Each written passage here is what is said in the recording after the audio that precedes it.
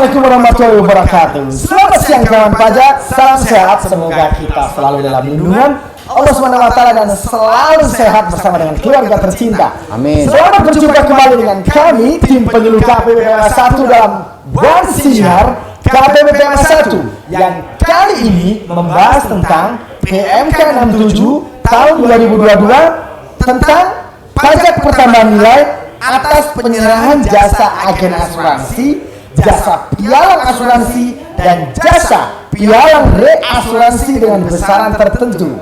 Yang lebih itu ya, nanti akan kita kupas semuanya dengan dua narasumber yang sangat kompeten di bidangnya. Yang pertama, apa kabar Bang Cimo? Sehat Bang Puja. Selamat siang kawan pajak.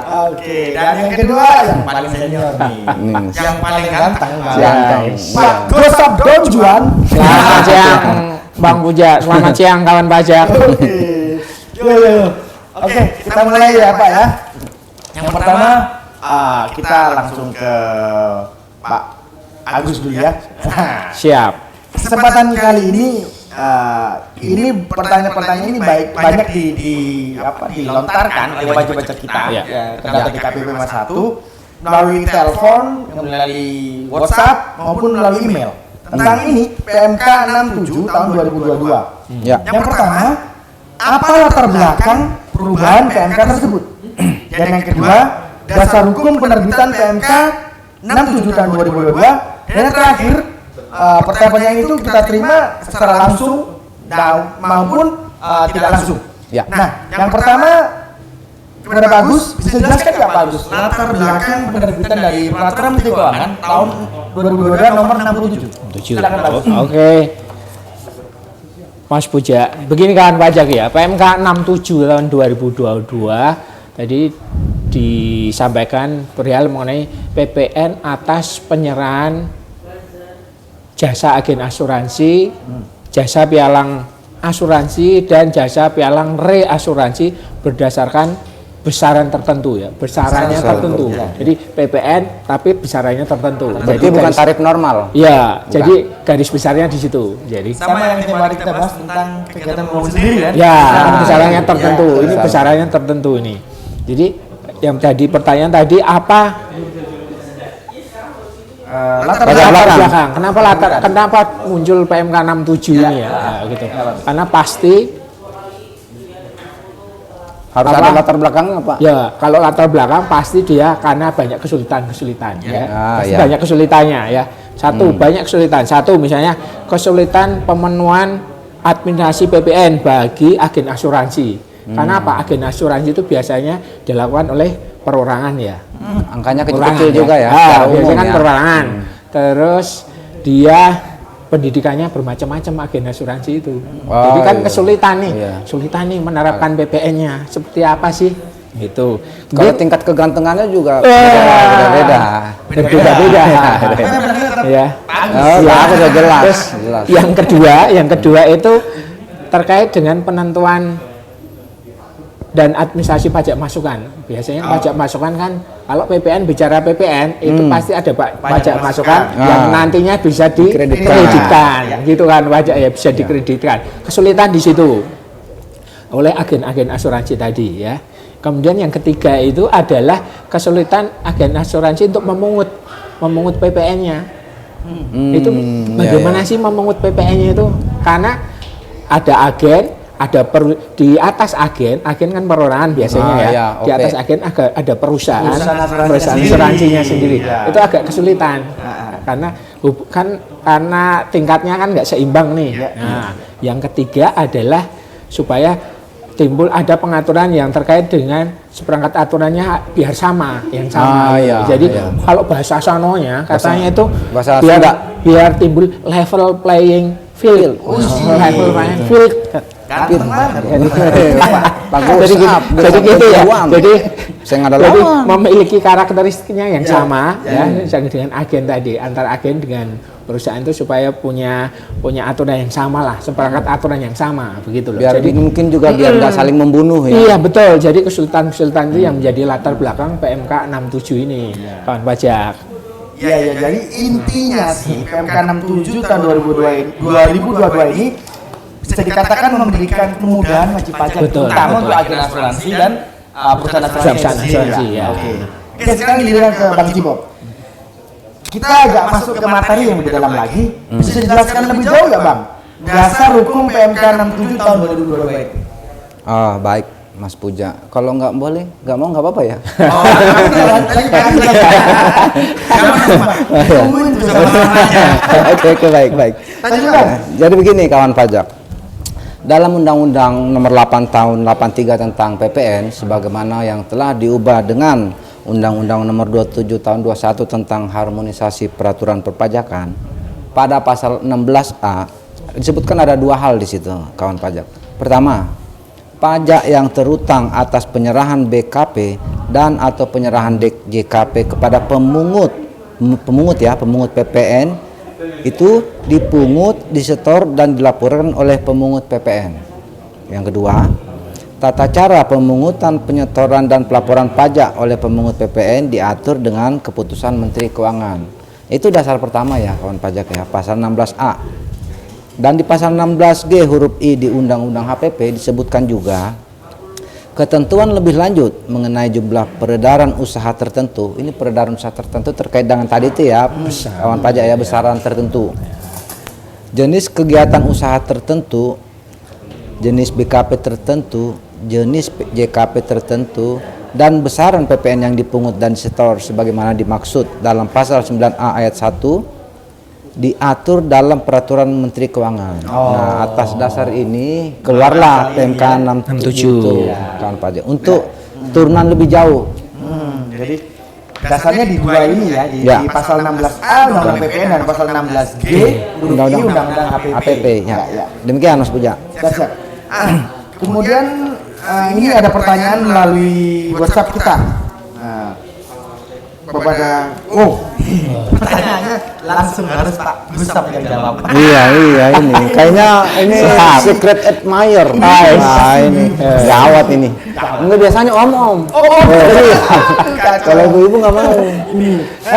Bisa dijelaskan bentar. Nah ini bisa dijelaskan Pak Agus pihak mana saja yang terkait dalam peraturan Menteri Keuangan tahun 2022 nomor 67 ini. Oh ya, oke.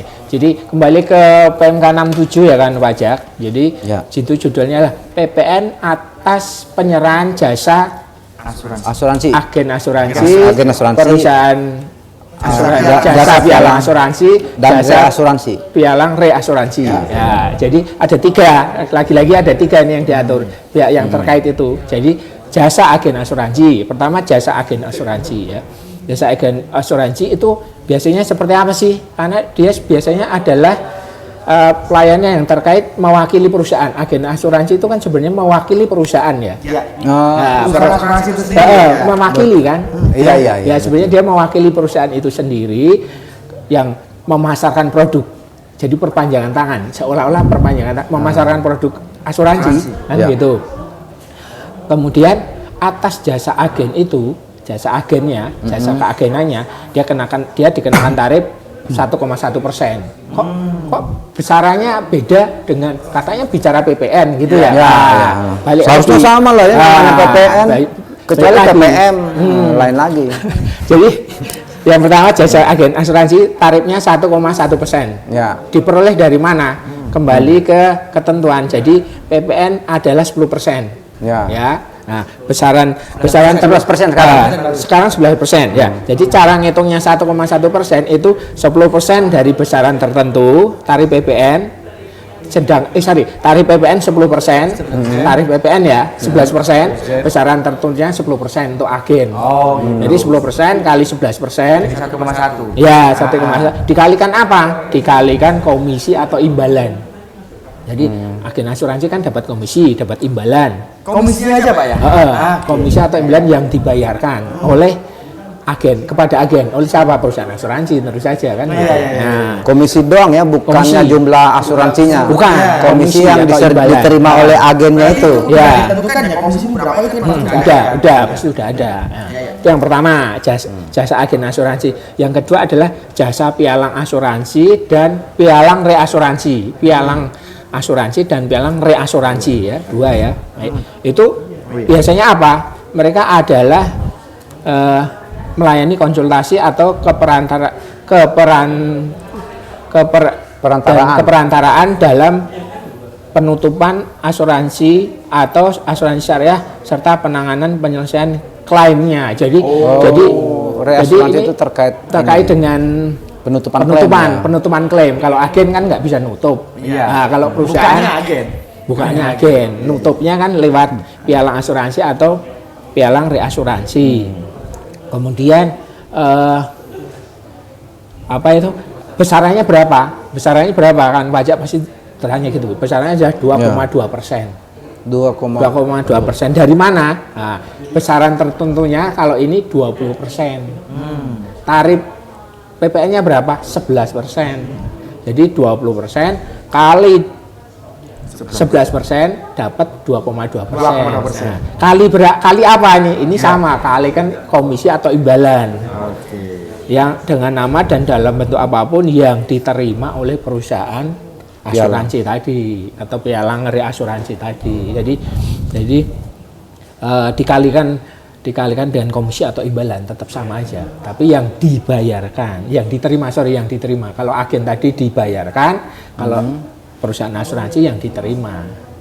Yang diterima. Jadi, kalau saya jadi pialangnya ya udahlah 2,2 aja daripada bingung 10 kali berapa. Jadi intinya kan sebenarnya aturan ini kan memudahkan. Tadi kan latar belakangnya sulit nih gitu. Dengan PMK 67 ini diharapkan lebih mudah. Jadi besarannya kan langsung tadi 1,1%, 2,2% kan gitu. Sekalian ini juga ya memperjelas ya, karena asuransi itu macam-macam, ada agen doang, ada pialang, ada pialang reasuransi juga. Iya. Kan kita kan nganggapnya taunya kan asuransi. Ternyata berbeda-beda ya, ada agen, ada perusahaan asuransi, ada perusahaan pialang asuransi. Oke. Nah, berikutnya ke Bang Cipok nih. Untuk status PKP-nya sendiri gimana Bang? Status PKP dari agen asuransi, pialang agen dan pialang asuransi tadi. Ini harus juga ya? Jangan dong, kalau nggak bisa malu. Katanya penyuluh PMA 1 kanwil khusus, masa begini aja nggak bisa? Bisa dong. Ya. Baik, demikian. Baik kawan pajak, gini. Sebelum kita membahas status PKP tadi ya, saya jelaskan sedikit terkait dengan pemungut PPN. By definisi, pemungut PPN itu adalah, kalau dikaitkan dengan PMK 67 ini, pemungutnya itu adalah perusahaan asuransi, termasuk perusahaan asuransi syariah, perusahaan reasuransi, dan perusahaan reasuransi syariah. Nah, di sini tugasnya mereka itu wajib mungut ya. Bukan mungut ini, mungut, menyetor dan melaporkan PPN yang terutang. Nah, ini terkait pemungutnya ya Pak ya, kawan pajak ya.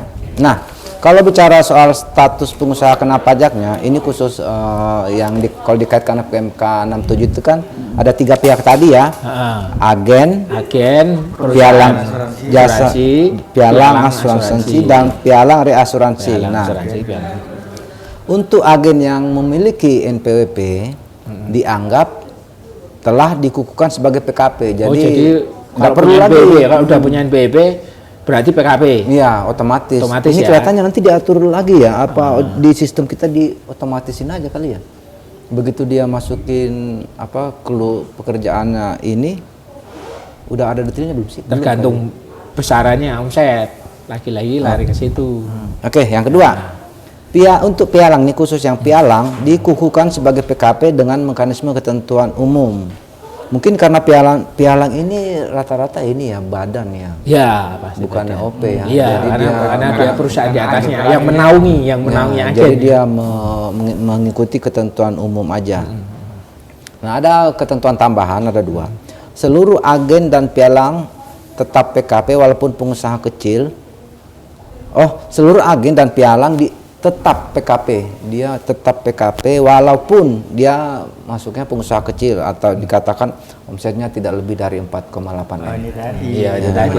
Meskipun dia Karena untuk PKP kan ada di atas 4,8. Ah, ya. Tapi khusus untuk asuransi ini meskipun dia di bawah 4,8 Harus. dia tetap PKP. Tetap PKP. Gitu ya. Oke, gitu. Ya, kewajiban begitu. Yang kedua, dalam hal lain selain menyerahkan jasa agen asuransi, agen juga menyerahkan BKP dan atau JKP lainnya. Agen asuransi wajib melaporkan kewajiban usahanya. Kegiatan usahanya, kegiatan usahanya. Jadi wajib ya melaporkan apabila dia ada usaha lain selain asuransi tadi itu. Agen itu. Dalam hal ini dia menyerahkan BKP atau JKP lainnya. Sepanjang jumlah peredaran usahanya melebihi batasan pengusaha kecil ya, dan mempunyai sertifikat elektronik. Demikian Mas Puja. Agak ini juga ya. Oke. Jadi poinnya sih kalau saya lihat ada dua, itu seluruh agen dan pialang tetap PKP. Agen asuransi dan pialang asuransi itu tetap PKP. Ya. Nah, walaupun dia omsetnya tidak lebih dari 4,8. Oke. Nah, dalam hal selain menyerahkan jasa agen asuransi, agen juga menyerahkan BKP dan atau JKP lainnya. Nah, agen asuransi wajib melaporkan kegiatan usahanya untuk dilakukan PKP sepanjang jumlah peredaran usahanya melebihi batasan pengusaha kecil. Ya. Maka pakai sertifikat elektronik. Nah, kali ini ada 50-an kawan pajak yang bergabung dalam acara ini. Selamat bergabung kawan pajak. Selamat bergabung kawan pajak.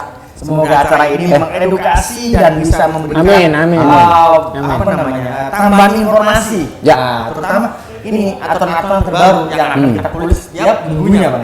Nah, sekarang pertanyaan terakhir buat Pak Agus nih kali ini. Mengenai faktur pajak PPN terkait PMK 67 ini. Bisa dijelaskan Pak Agus terkait fakturnya untuk agen asuransi, pialang asuransi dan pialang asuransi ini.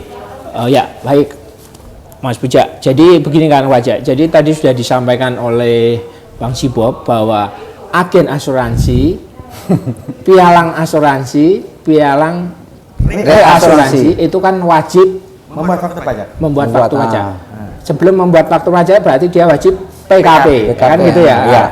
Dasarnya karena dia Karena PKP sudah wajib. PKP, dia berarti wajib membuat faktur pajak. Ya. Pertanyaannya, kalau dia membuat faktur pajak, bisa jadi kan tadi, wah nanti sulit lagi nih membuat faktur pajak agen asuransi. Nah, jadi di PMK 67 ini dijelaskan bahwa ada dokumen tertentu yang kedudukannya dipersamakan dengan faktur pajak. Jadi dokumen tertentu dipersamakan dengan faktur pajak, ya. Tadi nggak mesti faktur pajak. Mesti faktur pajak. Jadi ada dokumen, ya, ada dokumen itu. Tapi pasti ada persyaratannya kan. Nah, jadi yang dianggap sebagai dokumen tertentu yang kedudukannya dipersamakan dengan faktur pajak tadi apa saja? Yaitu tadi bukti pembayaran komisi. Kan agen dapat komisi tadi ya. Tadi kan besaran tertentunya kan dikalikan besaran komisi ya ini. Nah, ini bukti pembayaran komisi. Nah, kalau agen bukti pembayaran komisi. Tapi kalau perusahaan pialangnya dia bukti tagihan.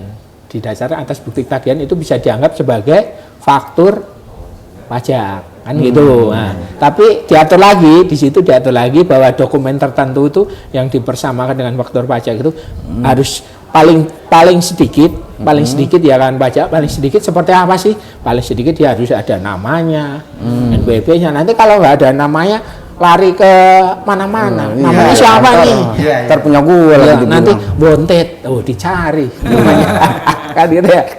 Jadi ada namanya, ada NPWP-nya, ada nomor urutnya, tanggal dokumennya tanggal berapa, terus ada nilainya komisi berapa. Nanti ini dikalikan berapa ya? Nggak ada nilainya, ya bingung kan? Nah itu harus ada itu. Terus jumlah PPN yang dipungut berapa?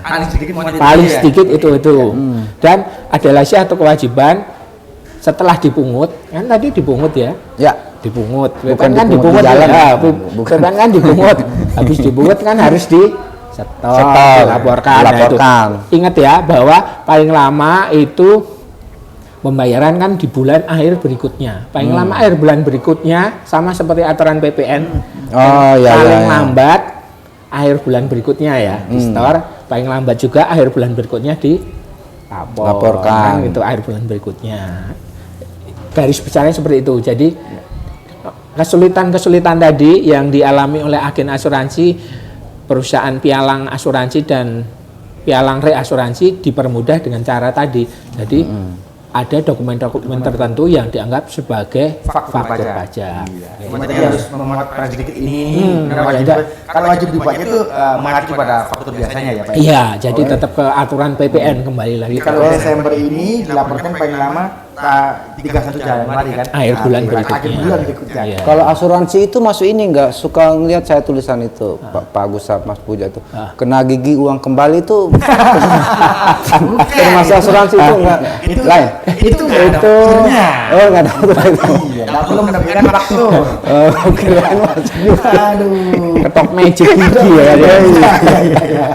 baik lainnya Saya rasa dengan penjelasan dari Bang Cibuk dan Pak Agus tadi, saya rasa kawan pajak lebih jelas ya tentang PMK 67 ini. Ada tambahan nggak Bang Cibuk sebelum kita tutup? kalau soal lebih jelas mudah-mudahan ya saya berdoa amin. Jadi kita juga nggak ditanya-tanya lagi. Tapi saya nambahin sedikit ya mengenai PMK 67 ini kawan pajak. Ada ketentuan tambahan, ada dua mengenai ketentuan tambahan itu. Yang pertama, pengkreditan pajak masukan. Pajak masukan atas perolehan BKP dan atau JKP apabila ini sehubungan dengan penyerahan jasa agen asuransi yang tiga tadi ya, jasa agen asuransi, jasa pialang asuransi, dan jasa pialang reasuransi tidak dapat dikreditkan oleh agen asuransi. Tidak dapat ya Pak. Perusahaan tidak dapat dikreditkan oleh ketiga pihak tadi itu, agen, perusahaan pialang asuransi dan perusahaan pialang reasuransi. Yang kedua, ketentuan tambahan, kesalahan pemungutan, mengenai kesalahan pemungutan. Dalam hal terjadi kesalahan pemungutan PPN yang mengakibatkan PPN yang dipungut lebih besar dari pajak yang seharusnya dipungut. Jadi misalnya seharusnya dipungut 100 malah dipungut 110 ya. Oh, kebanyakan rugi. Itu ya. Atas kelebihan pungutan ada dua untuk pengembalian kelebihan pungutan itu. Pertama bisa di PBK seperti biasanya ya. Ya pemindah bukan pemindah ini ya. Yang kedua pengembalian kelebihan pengembalian pajak yang seharusnya tidak terutang. Ini PMK 187 ya. Jadi ada bisa diperlakukan dua hal ya. Yang nggak bisa yang ketiga itu. Diminta langsung. Nggak bisa. Nggak bisa. Kecuali minta minum ada. Iya. Itu mengenai ketentuan tambahan ya kawan pajak. Jadi duitnya nggak hilang gitu ya? Kelebihannya tadi. Prinsipnya sih di pajak itu nggak mungkin hilang. Karena memang kelebihan bisa dipindah buku atau diklaim lewat pengembalian pajak yang sudah tidak terutang. Ya. Untuk uang yang belum ini ya, belum kepakai lah ya kasarnya. Belum kelebihan tadi ya. Belum dipakai untuk jenis pajak yang macam-macam lah PPN kayak gitu ya. Oke, yang kedua ketentuan peralihan. Atas pembayaran komisi atau imbalan oleh pemungut PPN, ini oleh pemungut PPN ya kawan pajak. Sehubungan dengan penyerahan yang tadi itu jasa agen asuransi, pialang asuransi, susah juga pialang asuransi yang terutang dan telah dipungut PPN, ini telah dipungut PPN di sini penekanannya ya kawan pajak oleh agen asuransi, perusahaan pialang asuransi dan perusahaan pialang reasuransi sebelum berlakunya PMK ini ya, penekanan dua ya, telah dipungut dan dilakukan sebelum berlakunya PMK ini. Perusahaan tersebut yang tiga tadi itu dikecualikan dari kewajiban pemungutan, penyotoran dan pelaporan PPN. Ya, demikian Mas Puja. Enggak berlaku mundur ya? Enggak berlaku mundur. Oke, saya rasa cukup jelas banget penjelasan dari Bang Cibuk dan Pak Agus ini. Demikianlah pembahasan kita tentang PMK 67 tahun 2022 di One Sinyar KPP PMA 1. Kami segenap tim KPP PMA 1 mohon maaf jika ada kekurangan, semoga kita bisa perbaiki di acara One Sinyar kita berikutnya. Terima kasih kepada seluruh narasumber, kepada Pak Agus dan Bang Cibuk, Tekmin dan para pemirsa atas antusiasmenya mengikuti acara ini dari awal sampai dengan akhir. Pajak kuat, Indonesia maju. Assalamualaikum warahmatullahi wabarakatuh. Waalaikumsalam.